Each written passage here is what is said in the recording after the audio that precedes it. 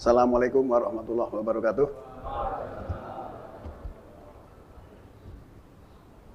Alhamdulillah. Alhamdulillahilladzi hadana li hada wa ma kunna linahtadiya laula an hadanallah. Laqad sa'at rusul rabbina bil haqqi wa nutu andil jannatu listumuha bima kuntum ta'malun.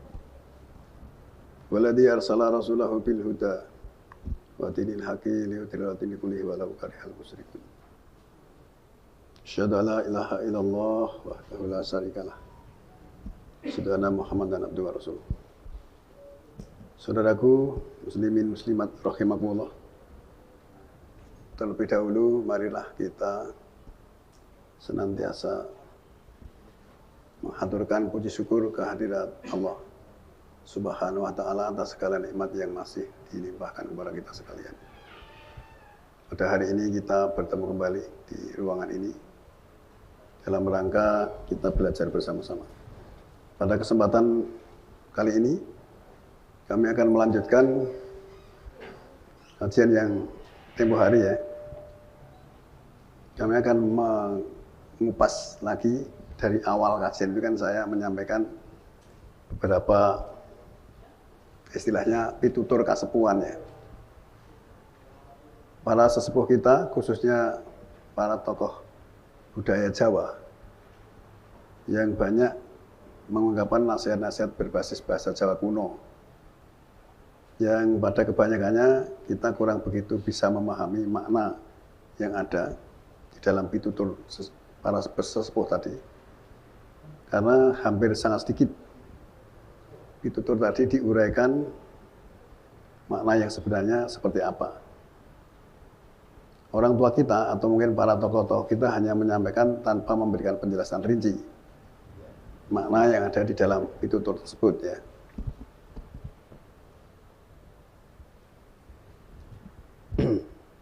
Kami ingin mencoba mengulangi ya hal-hal yang telah kami sampaikan pada waktu itu. Karena saya menghimpun dari berbagai ungkapan yang berupa nasihat. Kemudian kami sampaikan sebagai pitutur kasepuhan istilahnya. Agar secara perlahan-lahan walaupun sedikit kami mencoba mengenali makna dari nasihat para pilih sepuh yang sudah begitu lama kita dengar namun baru sebatas ungkapan tanpa makna. Yang pertama akan kami sampaikan nanti adalah ini. Seluruh ungkapan ini nanti akan kita coba dikorelasikan atau dihubungkan dengan ayat-ayat Al-Quran yang berfungsi sebagai petunjuk. Kalau kami melihat bahwa sebenarnya orang-orang yang membuat itu adalah para pujangga keraton pada waktu itu, tentu saja mereka juga belajar tentang petunjuk Al-Quran. Ada contoh ya, kalau panjenengan mungkin pernah mendengar orang tua kita pernah mengenal istilah semedi, pernah dengar ya? Nah, di dalam Al-Quran adalah Allahu Somad, Allah tujuan samadi. Itu bahasa Arab kan, semedi kan bahasa Jawa. Maka semedi, Allahu Somad, Somad itu artinya satu-satunya tujuan di dalam hidup. Nah, satu-satunya tujuan di dalam hidup adalah Allah. Maka Allahu Somad. Walaupun di dalam terjemahan itu diartikan Allah tempat bergantung. Ya, bergantung di mana? Di bawah bayem. Allah Somad itu Allah tujuan samadi, artinya satu-satunya tujuan di dalam hidup adalah Allah, maksudnya gitu. Maka kul huwallahu ahad, katakan Allah itu ahad. Terus kemudian Allahu Somad. Allah tujuan samadi. Satu-satunya tujuan di dalam hidup kita hanyalah kepada Allah. Maka di dalam Holy Bible itu juga ungkapannya hampir sama. Ya. Di dalam kitab Ulangan pasal 6 ayat 4 ya. Hear, oh Israel, the Lord our God is one Lord. Dalam bahasa Ibrani-nya, Sema Yisrael, Yahweh Elohinu, Yahweh Ehad. Itu sama, wahai Israel, dengarkan wahai Israel, bahwa Lord kita, Tuhan kita adalah Lord yang satu. Kalau di kita, kul huwallahu ahad, katakan Allah itu ahad. Allahu Somad, Allah tujuan samadi. Nah kita dulu mendengar orang tua kita juga sering melakukan semedi. Semedi berarti fokus kepada Allah, maksudnya gitu. Nah, ungkapan nasihat yang pertama akan kami coba untuk diteliti dihubungkan dengan ayat Al-Quran adalah yang kemarin sudah saya sampaikan ya.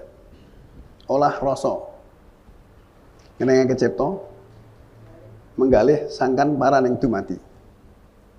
Setya tuhu manembah marang Gusti. Sepi ing pamrih rame ing gawe. Sirik tumindak nista. Nindakaken amalan sunah. Saudara sekalian, memang ungkapan ini kalau dibahas pakai bahasa Jawa kuno tetapi mengandung keilmuan yang cukup tinggi bagi yang sudah memahami. Olah rasa ya, pertama kali olah rasa dulu.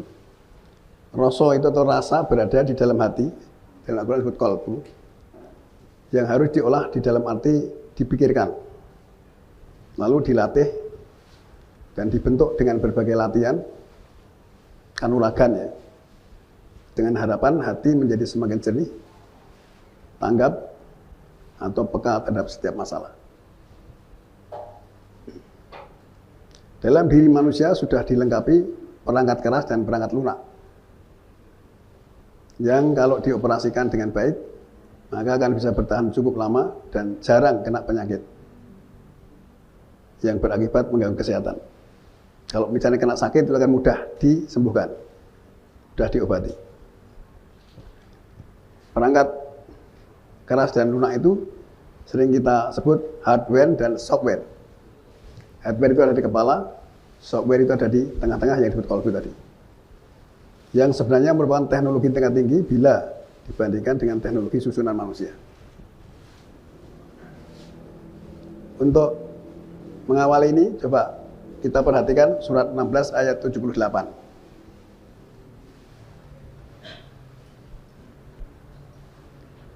A'udzubillahi minasyaitonirrajim. Wallahu akhrajakum min butuni ummatikum la ta'lamuna syai'a. Wa ja'ala lakum sam'a wal absara wal afida la'allakum tashkurun. Itu surat An-Nahl, surat nomor 16 ayat 78. Dan Allah yang mengeluarkan kamu dari perut ibumu. Ketika itu kamu tidak mengetahui sesuatu pun. Bayi yang lahir itu nggak tahu apa-apa, kecuali hanya menangis. Wa ja'alakum sam'a wal absara wal afida. Dan dia jadikan untuk kamu itu sam'a, itu pendengaran. Dan absara itu penglihatan, afidah itu mental, yaitu berupa software dan hardware tadi. La'allakum tashkurun, semoga kamu mensyukuri, artinya menghargai daripada perangkat yang diberikan. Saudara sekalian, ternyata pada saat bayi dilahirkan itu tidak dilengkapi dengan panca indera yang disebut dalam Al-Quran ya, tapi sam'a, absara, dan afida. Sam'a itu adalah fungsinya, bukan wujudnya. Pendengaran itu tidak sama dengan telinga. Kalau telinga itu wujudnya, ya. Kalau sam'a itu fungsinya, pendengaran. Dia abstrak, tidak bisa dilihat. Absor itu penglihatan atau pemandangan, tidak sama dengan mata. Karena bisa saja orang yang lahir kemudian telinganya nggak mendengar, matanya buta. Kemudian afidah tadi adalah software dan hardware. Semoga kamu mensyukuri. Mensyukuri dan menghargai, ya. Mensyukuri dan menghargai perangkat yang diberikan tadi. Nah, kalau disyukuri, Allah menjanjikan dalam surat Ibrahim ayat 7 itu, lain sakartum la'azidanakum. Wa lain kafartum inna adzabi lasyadid. Jika kamu mensyukuri perangkat yang diberikan tadi, akan kami tambah. Tapi kalau kufur, itu nanti malah justru akan dapat siksaan. Saudara sekalian, ayat ini kalau diperhatikan secara cermat, maka dia memberikan keterangan kepada kita bahwa ketika manusia dilahirkan, Allah menjadikan perangkat yang harus disyukuri, artinya dihargai. Ada 3. Saya ulangi lagi, pendengaran, penglihatan, dan afidah atau mental. Allah tidak pernah menyinggung masalah panca indera pada kelahiran seorang bayi. Yang semua merupakan perangkat fisik. Sedangkan yang 3 tadi adalah perangkat dasar yang sebenarnya harus dihargai. Dalam arti dijaga, kemudian dipelihara dengan baik, agar semuanya berjalan lancar. Perlu diketahui bahwa panca indera sendiri seringkali menipu kita. Ya. Karena itu nanti dipengaruhi oleh ego yang ada di kepala. Maka Allah yang dilengkapkan pada saat bayi lahir itu adalah sam'a, absara, dan afida. Jadi sering kami sampaikan bahwa kalau panca indera itu kalau kita tidak hati-hati terjebak, nanti akan tertipu oleh panca indera itu. Oleh karena itu yang dilengkapkan adalah perangkat yang lunak, murni, lembut, dan sebenarnya dia tidak pernah berbohong dan polos. Kalau kemudian menjadi berbelok karena dipengaruhi oleh keadaan lingkungan, akhirnya terpengaruh juga dengan keadaan itu, kemudian yang berfungsi adalah perangkat kerasnya, bukan perangkat lunaknya.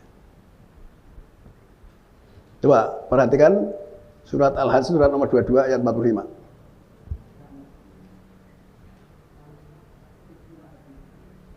Fakaim min qaryatin ahlaknaha fahiya dzalimatun fahiya khafiyatun ala urusiha wa bi'rin matolatin wa qasrin masyid. Berapa banyaknya dari negeri-negeri yang kami binasakan, sedang penduduknya itu berlaku dolim, lalu roboh atas bangunan-bangunannya, urusiha, bangunan-bangunannya, dan telaga yang dihancurkan, serta gedung-gedung yang menjulang tinggi. Nah, saudara sekalian, berapa banyaknya negeri itu bukan hanya satu, banyak negeri yang dibinasakan karena penduduknya dolim. Itu kan bangunan ada telaga, ada gedung yang bertingkat kan dari bangunan yang mewah kan. Itu nanti bisa juga untuk pembanding itu bisa kita lihat surat 28, 58, 59 ya. Berapa banyaknya negeri-negeri yang kami binasakan, tapi penduduknya dolim. Karena kedoliman tadi baru dibinasakan. 28, 58, 59 ya.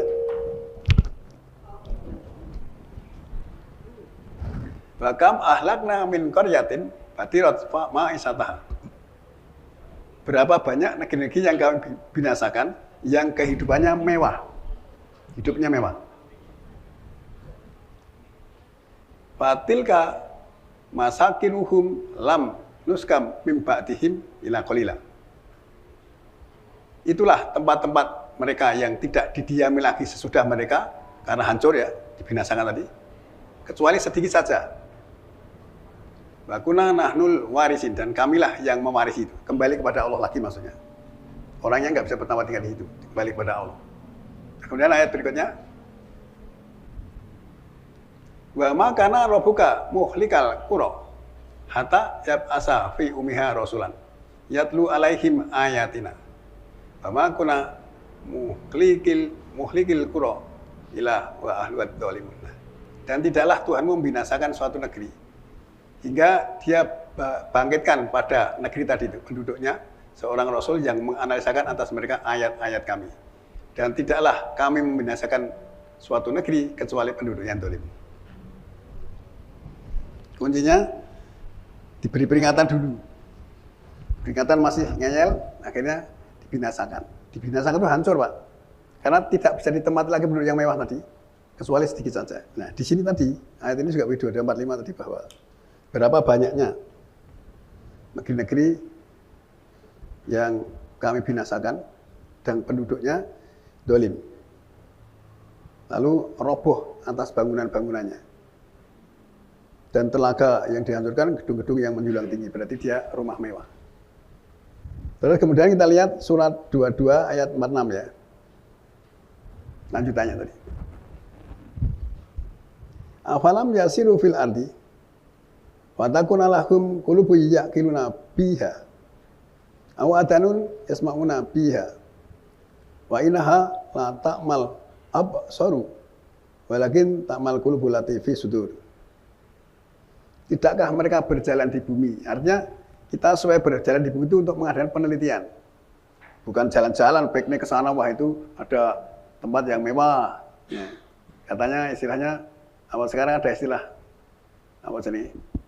Tempat masjid di situ? Nah, ziarah religi. Ya. Paling kan berfoto-foto religi gimana? Ya, kan cuma foto-fotonan. Di sini Tidakkah mereka berjalan di bumi lalu bagi mereka ada kolbu, ada hati untuk memikirkan dengannya. Mikirnya dengan hati, bukan dengan pikiran di kepala. Karena sering katakan kepala itu nanti biasanya dikuasai oleh ego. Nanti hasilnya berbeda. Banyak menipu kita. Terus kemudian dan telinga untuk mendengarkan dengannya. Nah tadi sam'a tadi pendengaran, bukan telinganya. Fungsinya yang disebut di dalam surat 1678 tadi. Terus kemudian dan tadi kalbu untuk memikirkannya atau telinga untuk mendengarkan dengannya. Sesungguhnya di sini ya, bukan mata itu yang buta, bukan pemandangan itu yang buta, tetapi yang buta adalah kalbu yang di dalam dada. Jadi banyak di antara kita yang kalbunya tidak pernah diolah tadi. Olah rasa itu bisa diolah, dipelajari, diteliti. Kalau nggak tahu tanya kepada yang tahu. Akhirnya nanti kalbu kita kan bisa menyala. Ibarat satu ungkapan itu bahwa kalbu itu sebagai wifi, harus selalu menyala. Kalau nggak dinyalakan ya berarti kan tidak connect. Jadi kan berdoa tidak akan sampai karena kalbunya, wifi-nya tidak menyala. Nah, wifi ada di kalbu tadi. Nah, saudara sekalian, maka di sini diperintahkan untuk memikirkan tapi dengan kalbu. Kemudian telinga itu fungsinya, mendengarkan dengan fungsinya. Kemudian yang buta bukan mata yang ini, yang di kepala ini, tetapi adalah kalbu yang di dalam dada.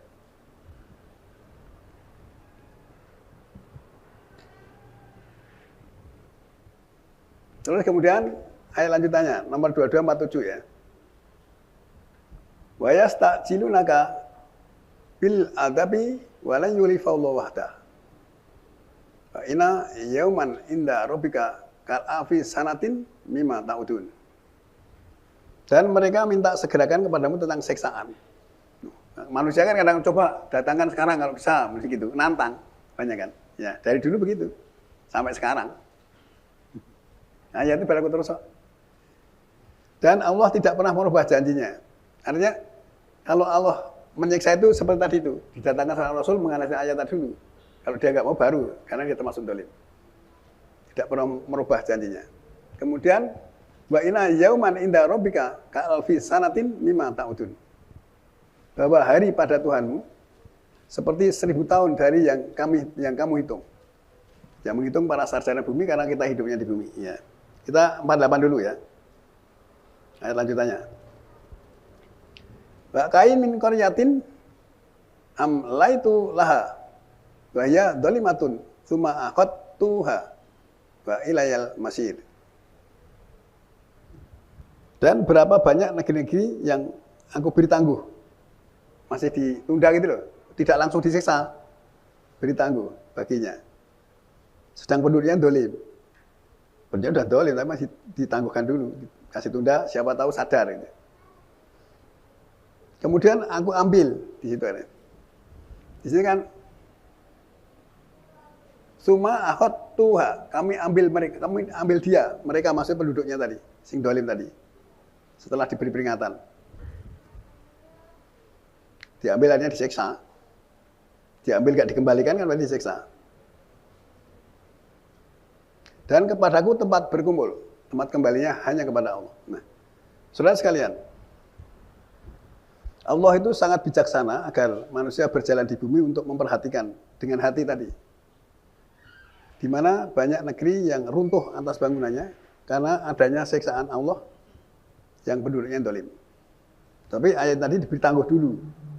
Walaupun bangunannya mewah, berupa telaga yang indah, gedung-gedung yang menjulang tinggi. Tapi kalau Allah ingin menyiksa, dihancurkan, dibinasakan tadi. Kemudian kita juga diperintah untuk berjalan di bumi dalam rangka mengadakan penelitian agar bisa melihat secara langsung, lalu memahami dengan hati tentang kejadian tersebut, maksudnya gitu. Lalu mendengar tentang perkabarannya, kemudian muncul kesadaran. Kemudian Allah menegaskan bahwa sebenarnya bukan pemandangan, bukan mata di dalam kepala ini. Pemandangan itu yang buta, tetapi yang buta adalah kalbu yang di dalam dada. Artinya bahwa banyak orang yang melihat kejadian-kejadian, ada bencana alam di sana, bagaimana diungkap di ayat tersebut, mereka hanya piknik ke sana foto-fotonan, Pak. Tidak pernah memikir kenapa kok bisa begini. Coba kita lihat ayat-ayatnya, jarang. Ya. Karena semua itu hanya dianggap sebagai bencana alam biasa. Karena hatinya sama sekali tidak tergetar dengan adanya peristiwa yang terjadi itu tadi. Tadi dalam surat 2246 tadi.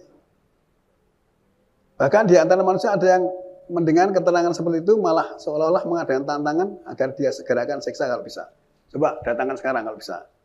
Banyak dari nabi-nabi dan dulu ditantang begitu. Kemudian padahal Allah tidak pernah merubah janjinya. Hari pada sisi Allah dalam wilayah solar sistem kita seperti 1000 tahun menurut hitungan manusia di bumi. Saudara sekalian, banyak negeri-negeri yang diberi tangguh tentang siksaan karena waktu tunggu yang cukup lama walaupun penduduknya dolim. Namun kalau ternyata tidak ada kesadaran, akhirnya diambil juga dalam arti mendapatkan siksaan karena semuanya ya pada Allah tempat berkumpulnya. Nah, untuk itu coba kita lihat ya surat 6 ayat 44.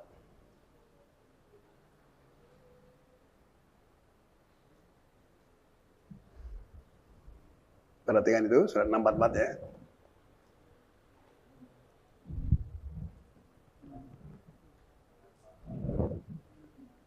Walama nasu ma dzukiru bihi fatahna alaihim abwaba kulli syai. Hatta idza farihu bima udu akhadnahum baghta wa idahum mublisun. Ketika mereka melupakan apa yang diperingatkan dengannya. Dengan ayat tadi, melupakan. Nah, coba datangkan siksaan sekarang kalau bisa, malah nantang. Kami bukakan pintu-pintu tiap sesuatu. Nah, di sini kan apa wabah kulli syai'in. Ini kami bukakan pintu-pintu tiap sesuatu. Terus kemudian hatta idza farihu bima utuh, hingga ketika mereka bergembira dengan apa yang kami berikan, akhadnahu baghta, kami ambil secara tiba-tiba. Jangan pernah melihat nggak? Dulu saya pernah melihat ya di pantai selatan itu. Orang pada bergembira ria, tiba-tiba goncangan ombak luar biasa, gempa. Secara tiba-tiba. Ada yang kesedot naik ke laut, ditarik ke laut, ada yang ketimpa bangunan yang roboh. Tetapi kembali lagi bahwa kejadian seperti itu orang menganggap, wah itu kan hanya bencana alam biasa, dari dulu sudah ada. Begitu. Ya orang kalau memang tidak punya kesadaran begitu. Maka di sini kuncinya adalah kesadaran. Kemudian tadi olah rasa. Rasa itu adalah dalam hati, maka harus diolah agar muncul kesadaran yang cukup hingga bisa memahami setiap kejadian dan situasi. Semua itu bisa muncul ya, kesadaran tadi ketika diolah dan kemudian diolah dalam hati ya, yang dijadikan sebagai pusat komando. Pusat komando harus dalam hati, jangan di kepala. Di hati sini. Hingga terjadi suatu keseimbangan yang seharusnya berlaku. Sebenarnya olah rasa yang dimaksud tentunya ada kaitannya dengan ketentuan Allah yang berkaitan dengan ayat-ayat yang disampaikan oleh Rasul pada waktu itu. Dan ayat itu berlaku sampai sekarang. Oleh karena itu, kalau manusia diperintah untuk berjalan di bumi, untuk melihat dan memperhatikan setiap peristiwa, lalu hatinya bisa merasakan, lalu mengambil sikap, dan juga langkah sesuai dengan petunjuk di dalam Al-Quran. Coba.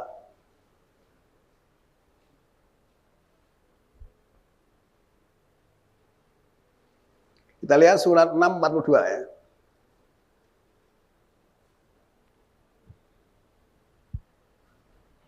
Walaqad arsalna ila umamin min qablika fa akhadnahum bil ba'sa'i wad-dharra'i la'allahum yatadarra'un. Sesungguhnya kami telah mengutus kepada umat-umat sebelum kamu, hari zaman dulu itu. Itu berlaku sampai sekarang. Kita nanti kalau kondisi kita sudah tidak masa akan datang juga berlaku umat-umat sebelum kamu, maksudnya gitu. Terus sambung bersambung.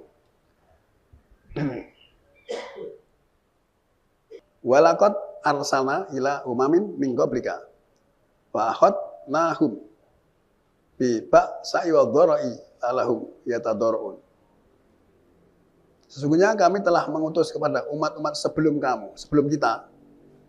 Lalu kami seksa mereka dengan kesengsaraan dan bahaya. Semoga mereka merendahkan diri. Nah, saudara sekalian, Penjenengan pernah dengar nggak kalau selama ini ada siksaan dunia?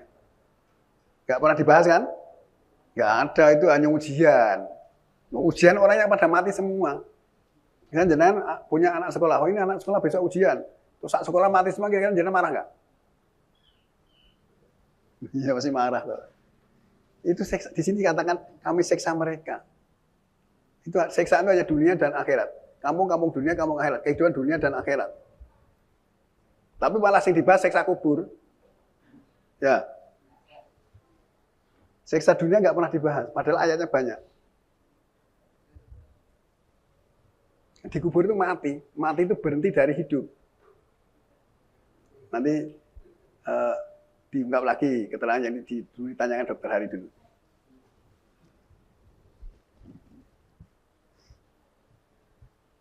Nah, dengan ada siksaan itu diharapkan orang yang masih ditinggalkan, diberi tangguh tadi, diberi waktu tadi, merendahkan diri, gitu loh.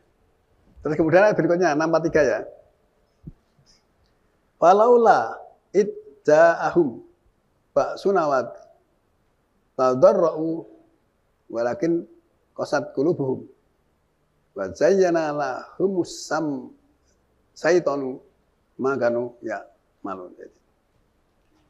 Faula idza'ahum ba'suna tadarra'u walakin qasat qulubuhum. Kenapa mereka tidak merendahkan diri ketika kekuatan kami datang? Kekuatan berupa goncangan gempa, berupa angin puting beliung. Zaman Nabi itu 7 malam 8 hari berturut-turut. Kenapa tidak merendahkan diri? Kok masih sombong juga? Wa zayyana lahumus syaitanu ma kanu ya malun. Tetapi di sini kan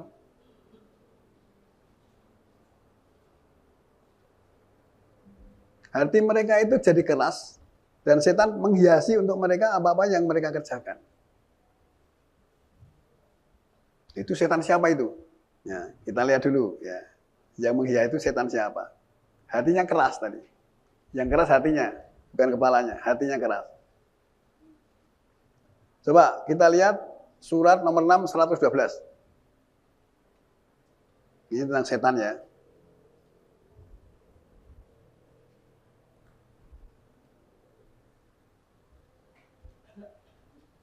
Selama ini kan kita diberi pelajaran bahwa wah setan itu nanti bisa mengalir dalam darah. Ya, setan itu punya tanduk. Pernah dengar gitu nggak? Jangan percaya. Coba, ini 6 112. Maka dalika ja'alna likulli nabiyyin aduwa. Saya tinal insi wal jini yuhi ba'duhum ila ba'din juhrufal qawli ghurura. Seperti itulah kami jadikan bagi setiap nabi itu musuh, yaitu setan-setan dari kalangan manusia dan jin. Setan itu dari kalangan manusia dan jin. Manusia itu untuk kalangan manusia, jin untuk kalangan jin. Itu selalu jadi musuh nabi. Kenapa? Disampaikan ayatan nggak mau. Itu namanya setan manusia. Ya. Kemudian yuhi ba'duhum ila ba'din. Yuhi mewahyukan, setan tadi mewahyukan setengah mereka pada setengah yang lain. Yuhrufal qauli ghurura, perkataan mewah fata morgana. Luar biasa, perkataan mewah fata morgana. Wah, nanti kamu begini untuk hadiah begini gitu. Awalnya mewah fata morgana. Allah membuat redaksi yang luar biasa. Walau sa'a rabbuka ma fa'alu. Kalau Tuhan menghendaki tidak akan mereka lakukan. Artinya kalau Tuhan menghendaki itu berarti kan tidak toh. Supaya iya kita harus mengikuti kehendak Allah, maksudnya begitu pengertiannya.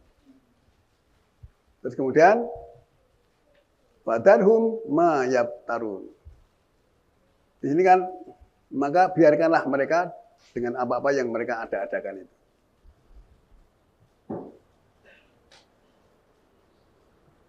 Saudara sekalian, sebenarnya kalau kita perhatikan bahwa seluruh kejadian apapun, perjalanan hidup manusia di dunia ini, sejak menjadi kecil sampai agak dewasa, menjadi besar, itu perjalanan hidup manusia itu ya dari dulu sama aja. Dari waktu ke dia kayak gitu loh. Kasih tahu iya, tapi nanti di belakang malah ngedung kepelan. Ada gitu nggak? Banyak kan.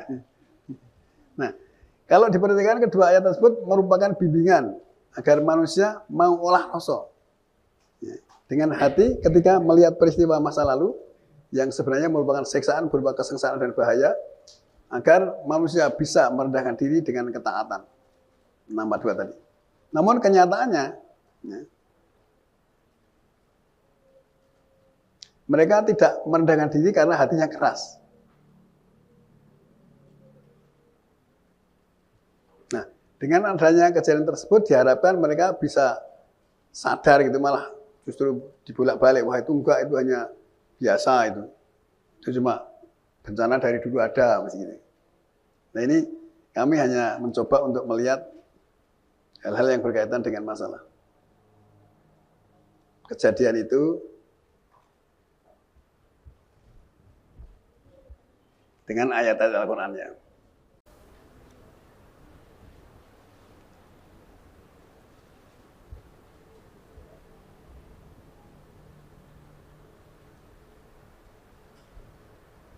Coba kita lihat surat ke-7 ayat 55. Semua ayat-ayat yang kita tampilkan ini kan terkait satu sama lain, saling menjelaskan. Kalau dipahami dengan hati tadi. Ud'u rabbakum tadarruan wa khufyatan. Innahu la yuhibbul mu'tadin. 755. Serulah Tuhanmu dengan berendah diri dan suara yang lembut. Dengan suara yang tersembunyi. Ojo teriak-teriak gitu loh. Jenengan misalnya nonton berita nih kan YouTube itu, teriak-teriak kasar padahal yang ngomong itu tokoh gitu. Saya kadang-kadang, kok heran, kok bisa begitu ya? Ini perintahnya begitu. Serulah Tuhanmu dengan berendah diri dan suara yang tersembunyi, suara yang lembut.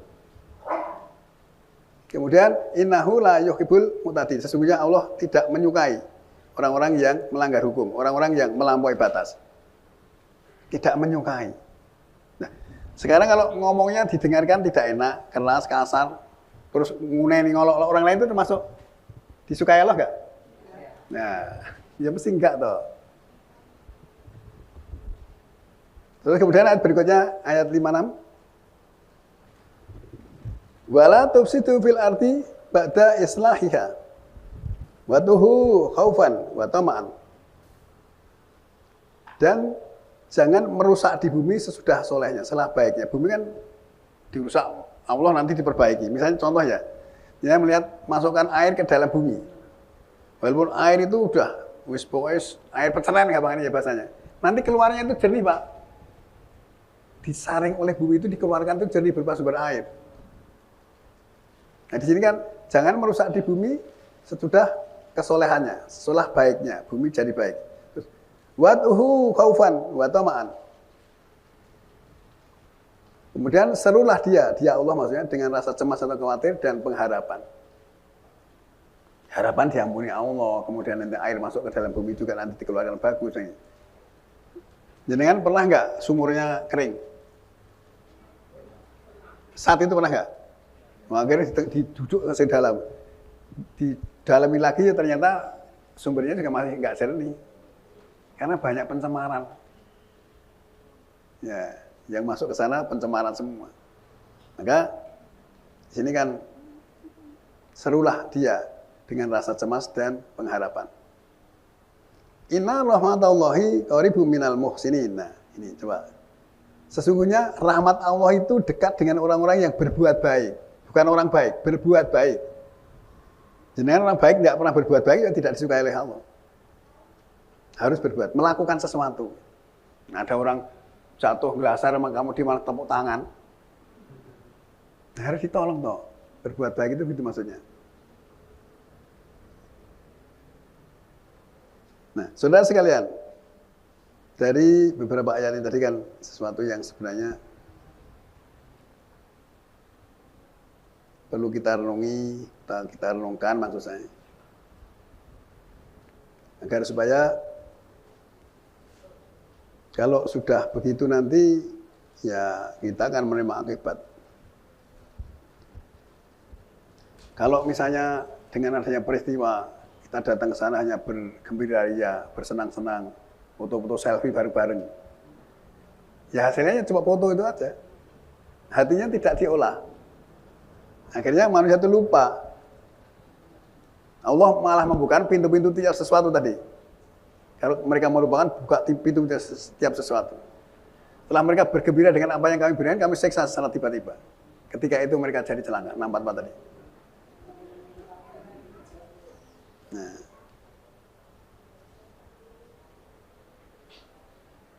Coba kita lihat surat 646 ya.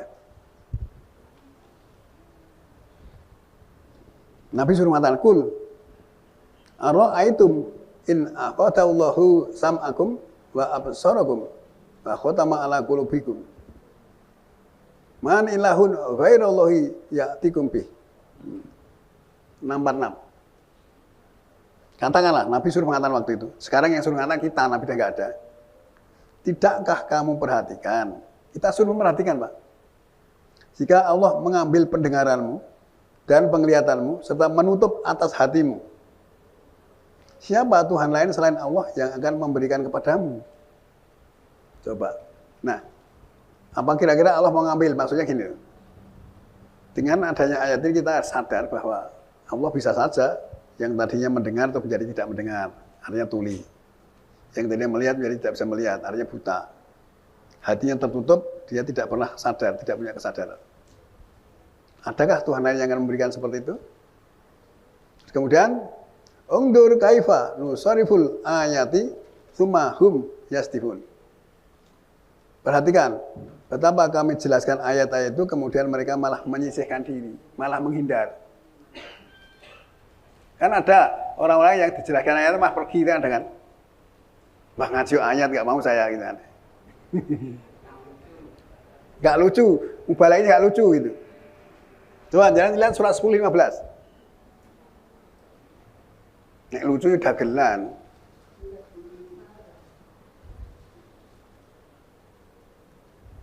Wa idza tutla alaihim ayatuna bayyinatin, dan ketika dibacakan atau dianalisakan atas mereka ayat-ayat kami yang nyata, yang menerangkan, bayyinatin. Qalal ladzina la yarjuna liqa'a na'ti bi Qur'anin ghairi hada. Badilu. Berkata orang-orang yang tidak ada harapan bertemu dengan kami Allah maksudnya.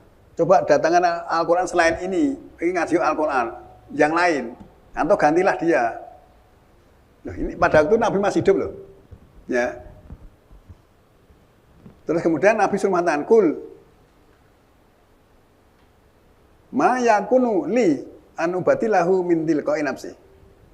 Tiada bagiku untuk menggantinya dari apa yang sudah sampai pada diriku. Terus tegaskan, "In attabi wila ma yuha ilayya," bahwa yang aku ikuti kecuali apa yang diwahyukan kepadaku, yaitu Al-Quran, mesti gitu. Yang aku ikuti hanya Al-Quran. Kalau ada itu mesti sunan manusia. Terus kemudian lanjutnya, "Ini akhafu in asaitu rabbi adzaba yaumin adib." Adab di sana, siksaan ya. Aku cemas, aku khawatir, aku takut jika aku mendurhakai Tuhanku, siksaan pada hari yang besar nanti di kamu akhirat. Nabi aja bilang begini loh. Tapi nek kita nggawe ceramah ungkapannya sendiri enggak takut. Nabi aja takut. Ada yang bilang begitu. Oh, saya enggak berani, yang ikuti hanya wahyu itu yang diwahyukan kepadaku. Nah, saudara sekalian, oleh karena itu kalau kita sudah paham begini kan, kalau ada yang ngomong keliru itu kita tanggap, kita tahu, kita merasakan gitu maksudnya. Loh, kok berani ngomong gitu ya? Wah, dia kan tokoh loh. Tokoh itu kan di sini, nanti di hadapan Allah ya tidak ada tokoh.